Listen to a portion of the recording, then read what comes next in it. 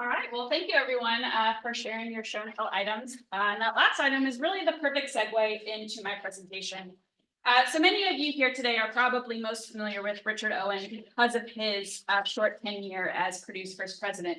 But I spent the last, well, not quite the last, but 5.5 years in New Harmony with Historic New Harmony, which is a part of the University of Southern Indiana that runs quite a few of the historic sites in New Harmony, which is about 25-30 minutes west of Evansville and University's campus. So my kind of knowledge of Richard was really without his time at Purdue. It was so short in his life that he spent the majority of his adult life in New Harmony that I didn't really look into it as much until actually I started researching this presentation. So it's been interesting to kind of refresh and see how much I remember from my time in New Harmony while learning more about this gentleman who had such a huge impact really across the nation during his time in the US. Uh-oh. Hold on.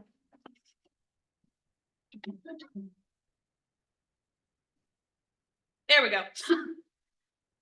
So his first desire was to be virtuous, his second to be wise. This is the statement that is on Richard's headstone in Maple Hill Cemetery in New Harmony. He's buried there with his family, his children, his wife, as well as surrounded with his siblings' families, kind of on this hill in the cemetery. And what I find interesting about this is through not only his time elsewhere, but his time at Purdue, I feel like this is really what he was living. He was living what he was saying, is that he was virtuous and he wanted to be wise. He always wanted to learn. He always wanted to educate. And I'll show that throughout this presentation. So Richard was born to Robert Owen, who you might have just heard mentioned. He was a Welsh industrialist who came to the United States to try some more of his radical social reforms that he had already started in New Lanark, Scotland. And he was at New Lanark, Scotland because he had made a deal with Anne Dale's father, who had owned the mills, to kind of come in and take over. No one knows if Anne was really part of that deal or if it just so happened to happen. But I will say, I mean, quite soon after he arrived, they ended up married. So Robert and Anne had 7 children, 4 boys, 3 girls. Robert Dale was the first. He accompanied Robert to New Harmony. He was one of the sons that did accompany him, and really helped with a lot of the governing. He did a few other things as far as in the legislation. He supported property rights for married women and widows, which in the 1830s was a pretty radical idea at that point. And he also helped in the creation of the Smithsonian. He actually helped co-sponsor the legislation that led to the building of the Smithsonian Museum. William, the second son, also came to New Harmony with Robert Owen in the beginning. He helped with the governing. In fact, he was put in charge most of the time of that utopian community because his father, Robert, was off trying to garner support. So he was the one that was really governing that community in that short life. Anne Caroline was the first daughter. Unfortunately, she died pretty early in her life and did not ever make it to the United States.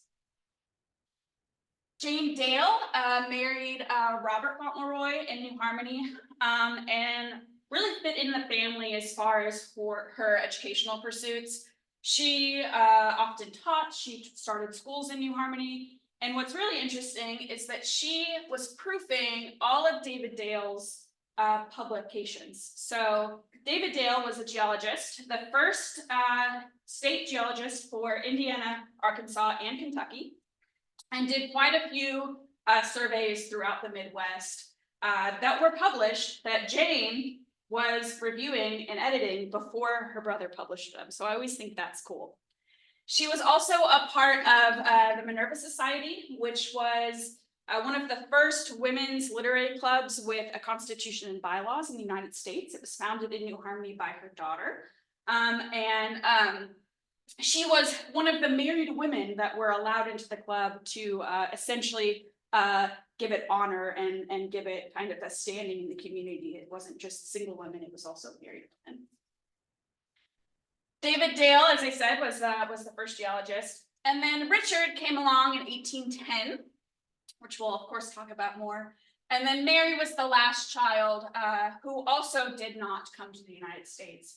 So Robert Owen's wife, Anne Caroline Dale, their first daughter, Anne Caroline, and their last daughter, Mary, did not come to the United States. They all died before arriving. There were plans for them to come, but they never arrived. So New Lanark, Scotland, as I mentioned, were the mills that Robert Owen had taken ownership of and put some of those radical social reforms in. And that's where Richard grew up. He attended the primary schools that his father started on the property for those of the mill workers until getting old enough to attend secondary school at the Hofwil School in Hofwil, Switzerland. And I see a spelling check, so that's upsetting. But this school was, interestingly enough, an agricultural school. So he was being taught agricultural ways. The school was started as a school for the area poor families to send their sons, but quickly ended up being a boarding school for the wealthy sons of kind of big to-do people in Scotland and England. This picture is a modern picture. That is the building that Richard Owen attended in, as well as his brothers.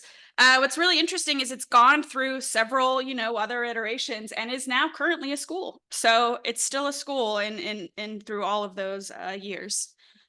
After finishing up at Hofwil School, he returned to Scotland, where he attended the Andersonian Institute, which doesn't exist in its original form, but was kind of swallowed up by other college institutions in Scotland. So just a little bit about Robert Owen. That can go on forever, as many of you may know, but I think it's important to kind of show where Richard probably got a lot of his ideas about education and morality. So Robert was, as I said, a Welsh industrialist who had a lot of radical ideas about the way that businesses should work and the way that people should be educated. He took over the New Lanark mills and put a few things into place right away. The first of which was a school, which meant that no one under the age of 10 could work in the mills, which was pretty different from everything else that was happening during this Industrial Revolution. So not only did these kids have school, but he started a nursery so that mothers could then go back to work after having their children. So the kids were sent to the nursery, mothers could go back to work, and then they started primary school until the age of 10. After the age of 10, they could go into working in the rest of the community. But Robert Owen felt it was really important for there to be education. And this was for both, young girls and young boys. Everyone was educated until the age of 10. He also put a few other things into place. He made sure that there was a doctor hired by the mills to take care of his workers, as well as kind of an insurance policy. People were docked a certain amount of money from each paycheck, which was put into a fund so that if someone got sick, then they could kind of attend the doctor or go to the doctor and take money from this fund to help support them in the meantime before they could return to work.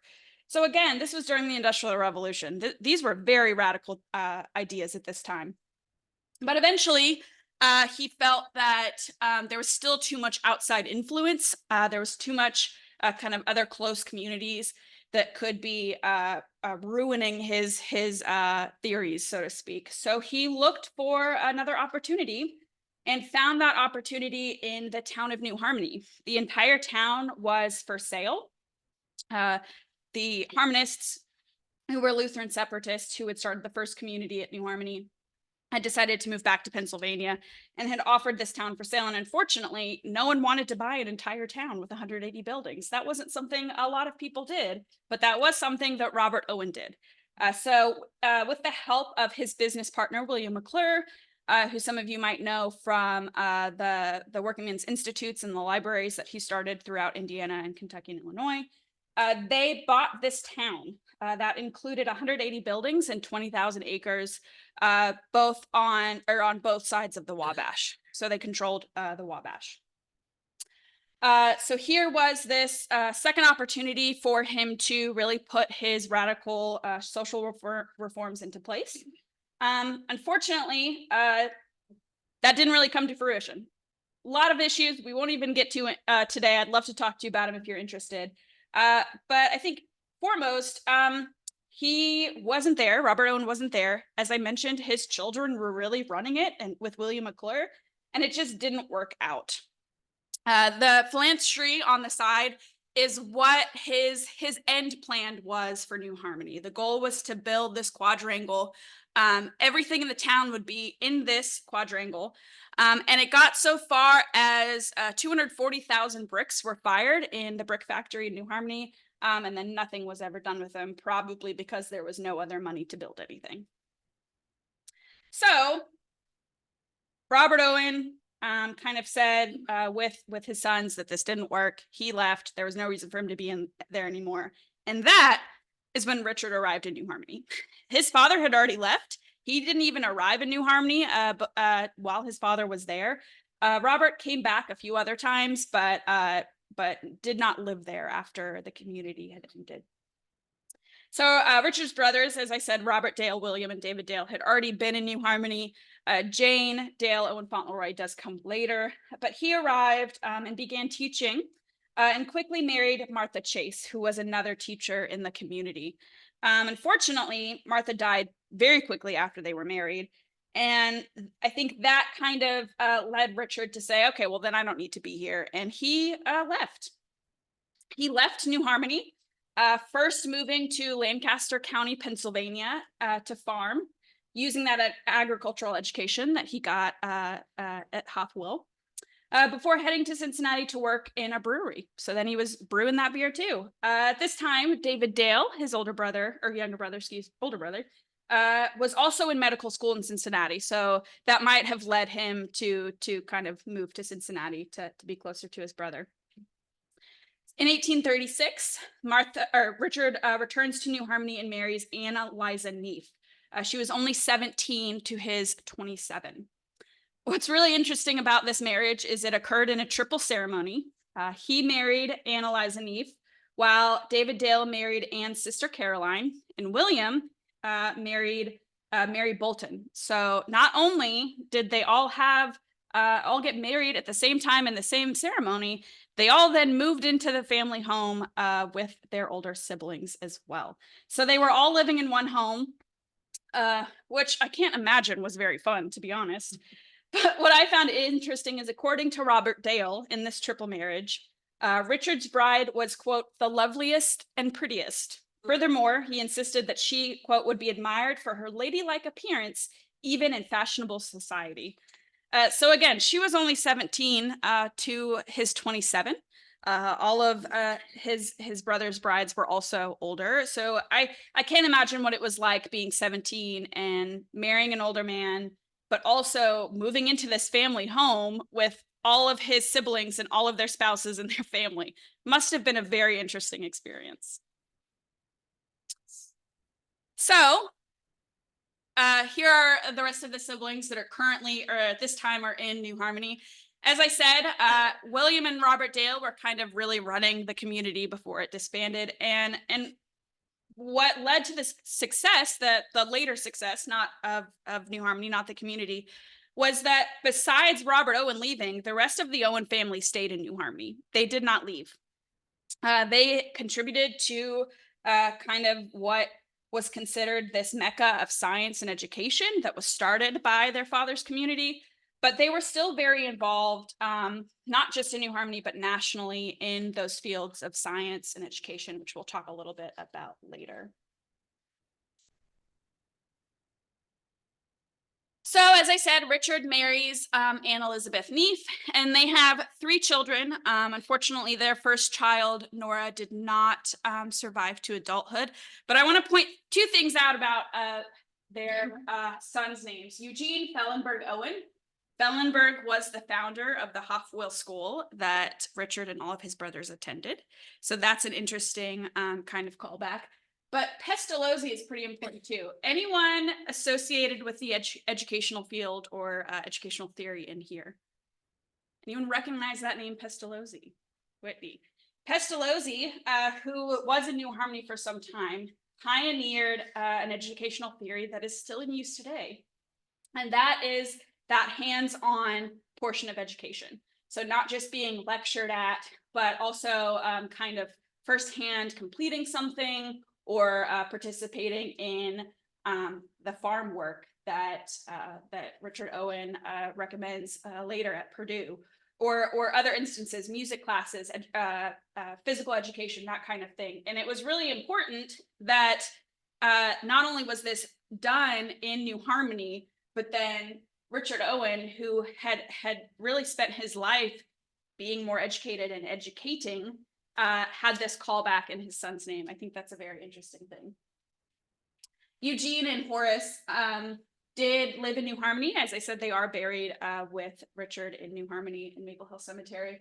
And the other thing that's pretty interesting is you've noticed, maybe in the pictures I've been using, several of these are just sketches. There are not very many photos of the Owen family. There is a daguerreotype of Robert Owen, but as far as actual photos, doesn't really exist. Even though at this time, by the time they were adults, photography was a thing. But what I find very interesting is photos of his children do exist. They're all over the place. So one generation later, you can see that difference in photography, whereas the sketch of William, which is really one of the few kind of images we have of him, is from when he was a child. There aren't even really images of him as an adult. So I find that interesting. So he started, Richard has started his life, has begun teaching. First, though, he served with his brother David Dale as Indiana's first assistant state geologist on a survey of the Northwest Territory. But in 1848, he becomes a professor of natural science at the Western Military Institute in Jordan Springs, Kentucky. So he's down in Kentucky, teaching several languages, French, German, Spanish, as well as military science and fencing, all while continuing his study of geology, helping his brother, and publishing Key to the Geology of the Globe in 1857. What's even more miraculous about all of this is he's teaching while also receiving the degree of Doctor of Medicine in 1858 in Nashville. So as I said, he's really continuously kind of in pursuit of learning while he is also educating. Now, unfortunately, 1858 in Tennessee, Civil War is on the horizon. And just like his father, Richard Owen was a staunch abolitionist. His anti-slavery beliefs had kind of made him unpopular, not just in the school, but in the surrounding community. And that was because to Owen, slavery was a negation of justice, an insult to humanity, and a blight that debased the master and degraded the slave. So I'm sure having an opinion like that in Nashville was not very popular. So he saw the writing on the wall and resigned his position and returned to New Harmony. So when he returned to New Harmony, David Dale, again, is still acting as the first geologist of the state of Indiana. And he kind of jumped right in and continued to help him in his work. Unfortunately, David died in 1860. And Richard succeeded him to become Indiana's second state geologist. So there's another kind of feather in his cap. This position as the state geologist also came with a professorship at IU. So he began teaching there and completed and published David Dale's second survey, which was a report of a geological reconnaissance of Indiana. He served as a state geologist until he joined the Union Army at the outbreak of the Civil War. He had previously served in the Army during the Mexican-American War, but it was for a very short time. It was as the captain of the 16th U.S. Infantry. Though his service was brief, he had kind of garnered a reputation for being efficient and leading well. So Governor Morton commissioned Richard as a lieutenant colonel in the 15th Indiana Volunteers, where he was engaged in a few early battles, such as Rich Mountain and Greenbriers in West Virginia. But then, not only was he promoted to full colonel, he was requested to return to Indiana to form the 60th Indiana Volunteers, which included his two sons, Eugene and Horace. So they joined him in his military service. But where kind of the big part of Owen's service comes is acting as commanding officer of Camp Morton, prisoner camp in Indianapolis that you guys might be familiar with. Before he arrived, it was kind of in disarray, as you can imagine most prisoner camps probably are. There were not many rules. It was kind of chaos. There was not enough supplies. So he was charged with coming in and really developing a plan and kind of setting up a program for them. These rules that he set included dividing the entire camp into 30 divisions under the charge of a self-selected first sergeant. So these prisoners could select their own first sergeant to represent them in matters. His last rule reads, "Every endeavor will be made by the commandant to give each and every prisoner as much liberty and comfort as is consistent with orders received and an equal distribution of the means at disposal, provided such indulgence never leads to any abuse of privileges." So he felt, which again will be showcased later with his plan at Purdue, that given liberties and given freedom and given trust, these prisoners would act correctly. And it worked. The prisoners, quite frankly, loved him. They felt that he was benevolent and cared about them and was not just treating them as prisoners, so to speak. And they loved him so much that 50 years later, surviving Confederate prisoners of this camp presented a bust of him to be put in the Indiana State House. And it is currently still there. It's on the second floor rotunda. And you'll see tribute by Confederate prisoners of war and their friends for his courtesy and kindness. So even 50 years later, these Confederate prisoners were remembering that he treated them fairly in the chaos of war.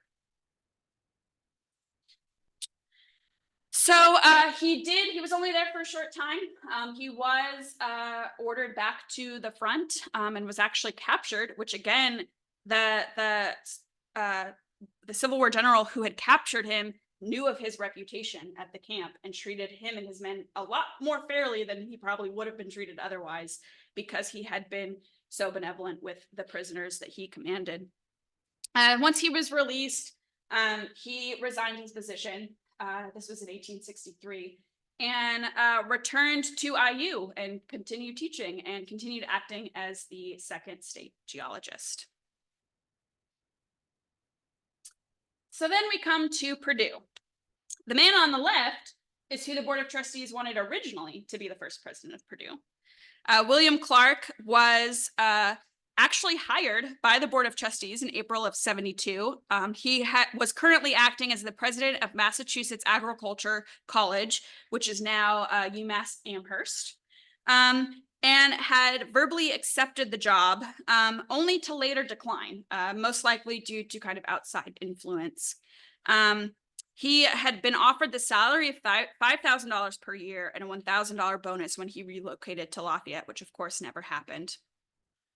Clark's decision to decline the offer was made at a Board of Trustees meeting on August 13th, 1872, and that same day, the trustees met with Richard Owen and offered him the job. What's interesting is his salary was considerably lower. It was only $3,500 a year. But Owen had been a part of the group trying to get this agricultural school to come to IU instead of Lafayette. So he still jumped at the chance to be a part of this new institution. And while I say he jumped at the chance, he then promptly did nothing for 9 months. Nothing happened in 9 months. No school was set up, no plan was given. So he was called back to Lafayette. The Board of Trustees said, okay, time to put a plan in place. And 3 months later, he completed the plan and sent it to the board. The plan was in 3 parts. The first was the plan of education. It included physical training and development. For this purpose, every student physically capable should be required to take military drill at least 2 days a week for 2 hours in the afternoon. His plan goes on to state that each student should also work in the stables, garden, or farm every other day, at least 2 hours. So really kind of showcasing that physical part of the Pestalozzi method. It should also include a moral instruction, quote, to render the preservation of a good moral tone practicable, it is recommended that all students on entering should present testimonials regarding their conduct while at other educational institutions. Professors should also have to lecture on Saturdays on some subject relating to morality, as well as a lecture on Sunday afternoons on some subject of religious or moral subject, before which students should be required to attend church as well as morning prayer. Now, this is one of the areas that Richard differed from his father, Robert. So Robert Owen was an atheist. He did not believe in God, in any God, and felt that religion actually made a person worse than better. So to see his son kind of do a complete 180 and push this religious aspect of this university is really, quite frankly, the only place he differs as far as his other kind of beliefs. And the third part of education was intellectual advancement. You would think maybe that would be number 1 on the list, but it was actually number 3 on the list.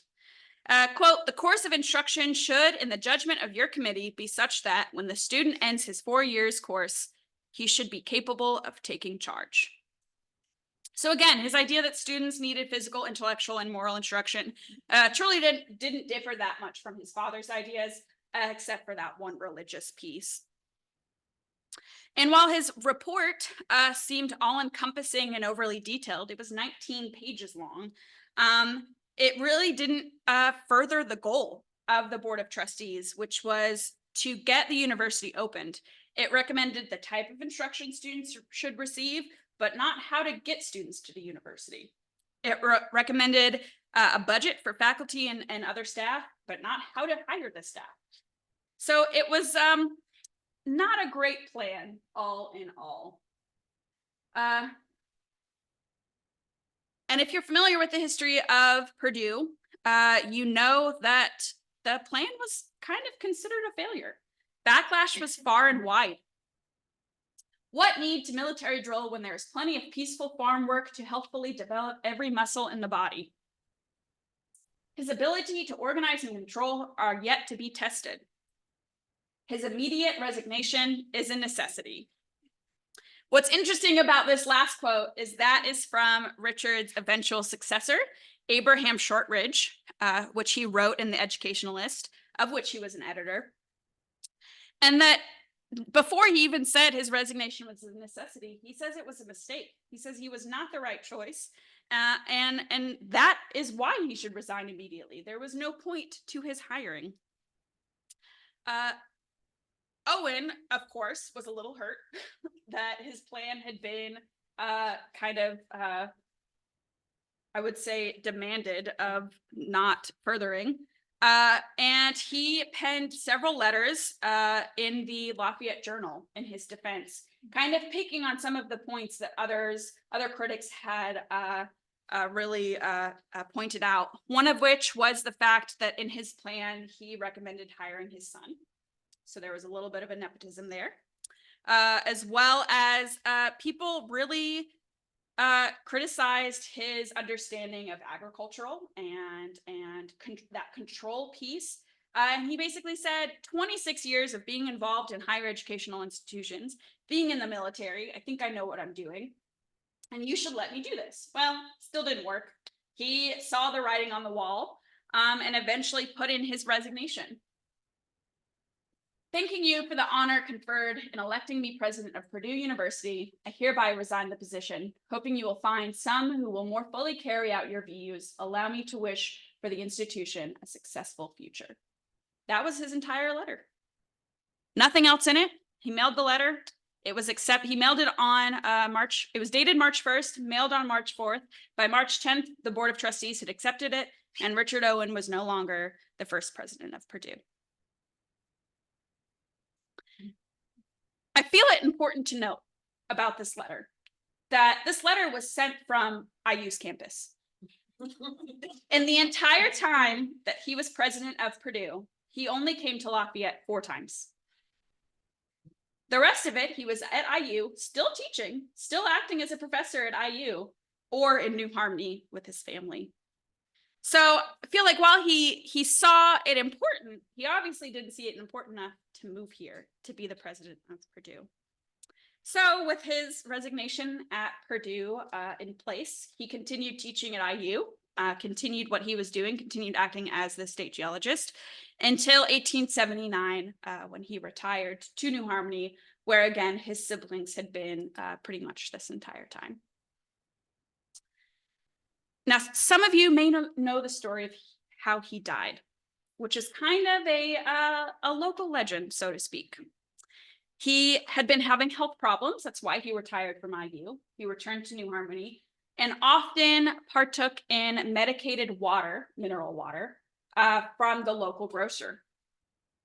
Unfortunately, on March 25th, 1890, he was served what he believed to be medical water, but was actually embalming fluid. The embalming fluid, they realized it pretty quickly, but unfortunately he had already consumed too much. They sent for the doctor, but it killed him that same day. His neighbor, who had also been drinking that, did survive, but was treated medically. This building, Community House number 2 in New Harmony, Indiana, it was built by the Harmonists. At this time, circa 1900, it was broken up into several pieces. On the furthest corner was that grocer. And on this side was a mortician. So what is believed to be happened is that the grocer received this liquid that was meant to go to the mortician. He labeled it the medicated water and then sold it to Richard Owen for his consumption. So maybe not a good idea to have a grocer right next door to a mortician. Maybe not. His first desire was to be virtuous, his second to be wise. I think I've shown that Richard was always in pursuit of education and always looking to educate. And really, through all of that, his integrity stayed. He might not have been doing the right things. He might not have presented the right plan for Purdue, but he was always doing it in good faith and virtue. Thank you.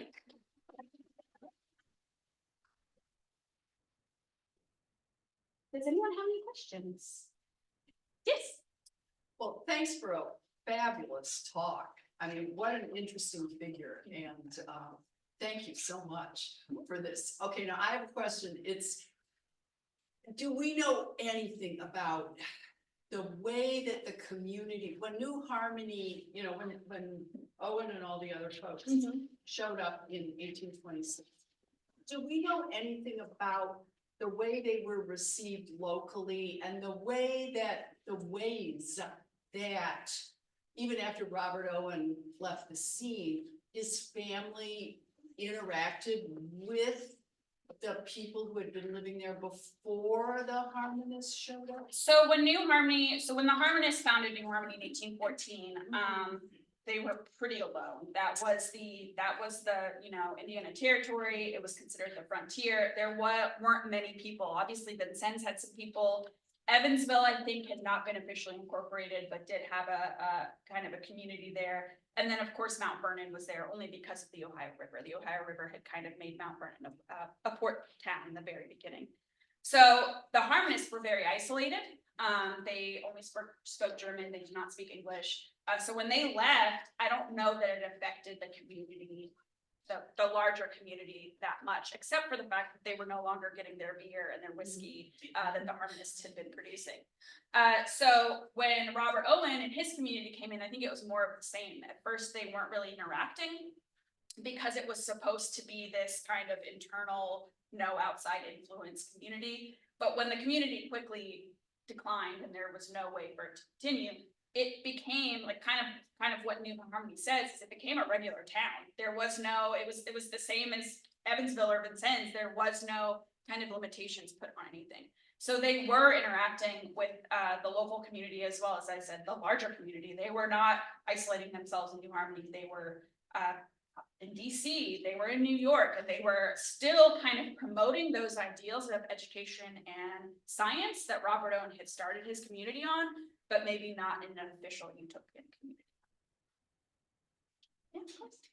Claire, Yeah. are there any descendants left in New Harmony? Of the Owens?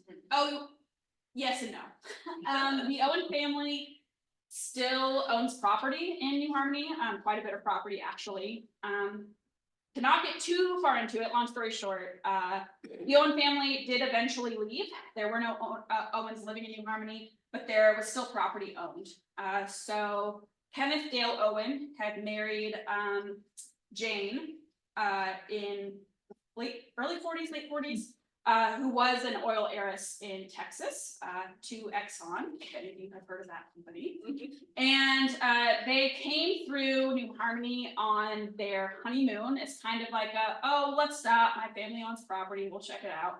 And Mrs. Owen fell in love with the community and ended up pouring a lot of her own money into essentially rehabbing it into what it is today. So she restored a lot of the historic buildings. She brought the people into the community that started Historic New Harmony, which is what I worked for, that did a lot of the other kind of restoration and historical work, as well as bringing people like architect Philip Johnson, architect Richard Meyer to this tiny town on the Wabash River to really make it what it is today. So the Owen family still owns property.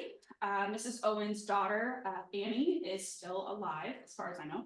And is still, she lives in Texas, but still comes to the community, as well as they own the New Harmony Inn, the Red Geranium, which is a pretty famous restaurant in town, and other properties as well. So they're still involved. Those descendants are still involved, but they don't live there. There are other descendants that live in New Harmony as well, that are more ingrained in the community, that have done great work as far as remembering their past, but also kind of bringing new industry into the community as well. Thank you. Well, one thing that, like, I always heard that, one of the things that people had problem with them, you really didn't understand what a land grant college was for. But that one critic of the three that you put up didn't either. Yeah.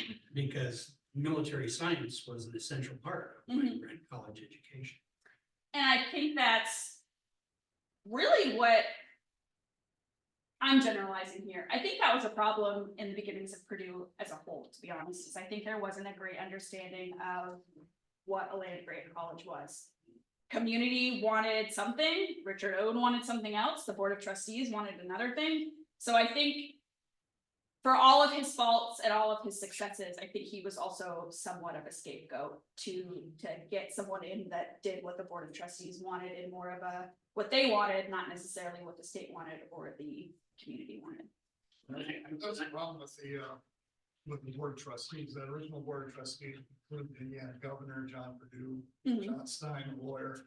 None of them knew how to run a school. Exactly. And the rebound of that was they selected Shortridge, who was the superintendent of Indianapolis Public Schools, come in with that. So yeah, they really didn't have any idea. It's like, we got the university. Now what do we do? Yeah. Even when I first came here in '89, there were people that were wondering, there was a big thing about like, this is an engineering school. Why do we have sociologists and anthropologists and English and history and all this sort of stuff? And, well, the whole point was you're supposed to have a classical education and Exactly. engineering and agriculture, etc. Which is what Richard Owen and his brothers received in Hopwell, as well as the Andersonian Institute, is they were getting that classical education that you would expect these wealthy sons to receive, but they were also learning about agriculture. So I think that's what he was trying to again emulate, but it wasn't what the Board of Trustees wanted at that time. So that's why I think again he was kind of used as a scapegoat to end up getting what they wanted, not necessarily what everyone else wanted. It was interesting how you had to skip over for time, but his third section there was how the campus should be set up. With the idea, his, in the Board of Trustees in that period of time, it was written his plan, which by the way, his plan was tentatively accepted by the committee who reviewed it. It was just that once the committee had reviewed it and then put it out to the public, that's when they got all the backlash with that.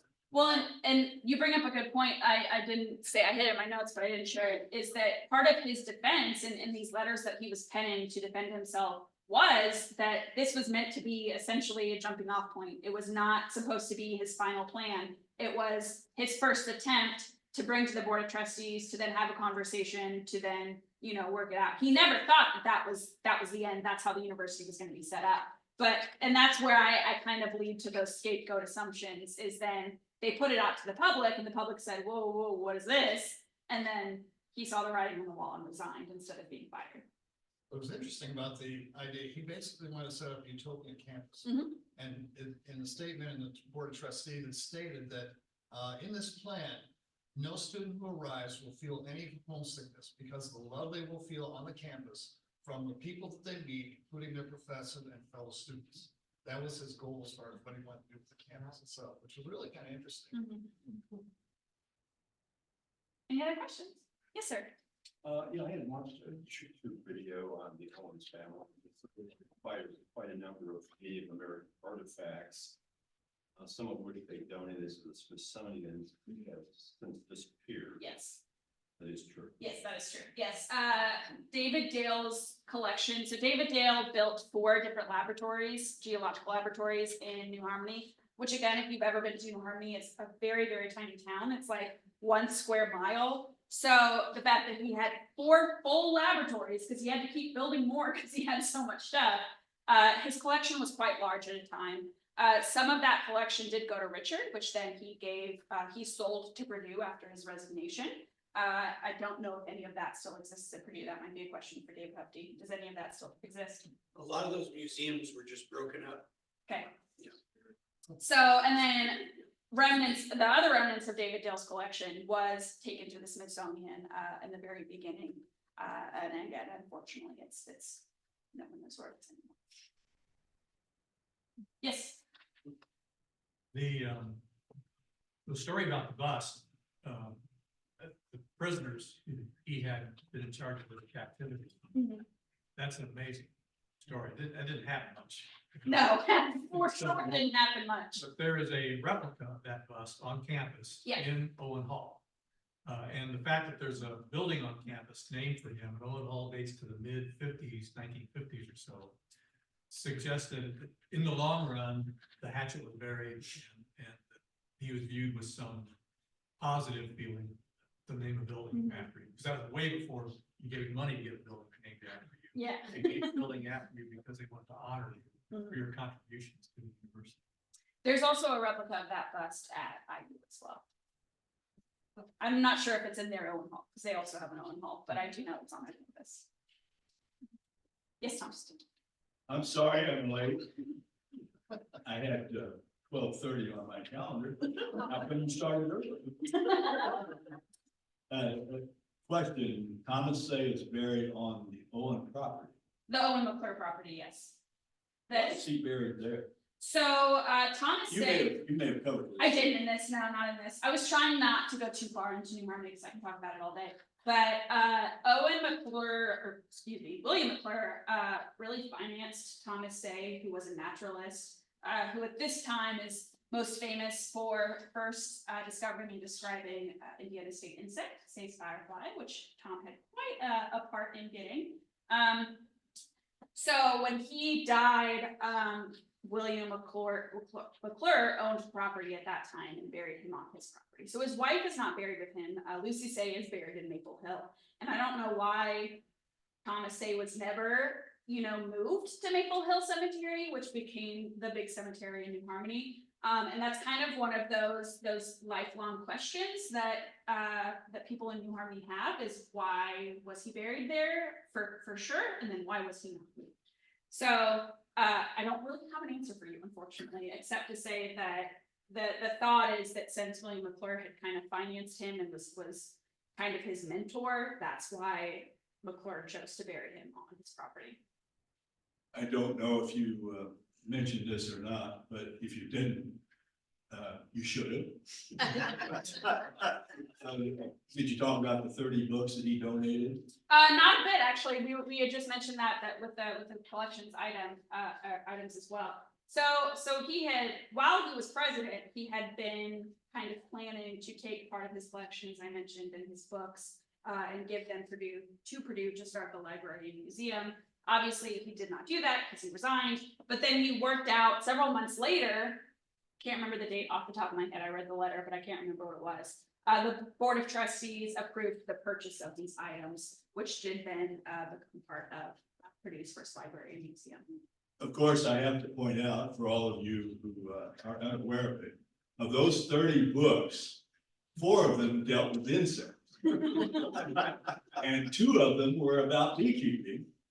And this was supposed to be a show and tell. I brought 2 of them with me today. I have 3 of them, and I couldn't find the other one. That's the reason I not put that. But basically, he was very interested in entomology. He was, he was interested in knowledge of all kinds. I think he was a scientist at heart, and that's why he did a lot of work in geology with his brother David Dale. He also had a medical degree. He also was a brewer, so he obviously knew how chemistry worked. And I think he still pursued knowledge, maybe not in his areas of expertise, but with other areas of science as well. Yes. And since we were talking about William McClure, I've already talked about this in one of these programs a year or 2 back, but anyway, in his will, he funded 166 Working Men's Institute libraries. And one of those is in Tippecanoe County, and it partially still exists. And it's at the Farmers Institute, the big white, federal style frame building south of town here. And it was called the Western Literary Union. So it's one of those 66 libraries actually came here. And one, the Working Men's Institute, which was mentioned at the beginning of our program, is the only one that fully still exists, which is in New Harmony. And it's still a public library. The first floor is a public library. You can go in and get your books and your DVDs. And then the second floor is kind of cabinet of curiosities with a lot of taxidermy, geological specimens, as well as some artwork too, which is all free. So if you have visiting money, you should attend. They had a critter, I can't remember if it's a bobcat, but it looked very similar to Botner's drawing. Really? Yeah, I looked at that. Phyllis, I said, that would be too much. They also have a two-headed 7-legged.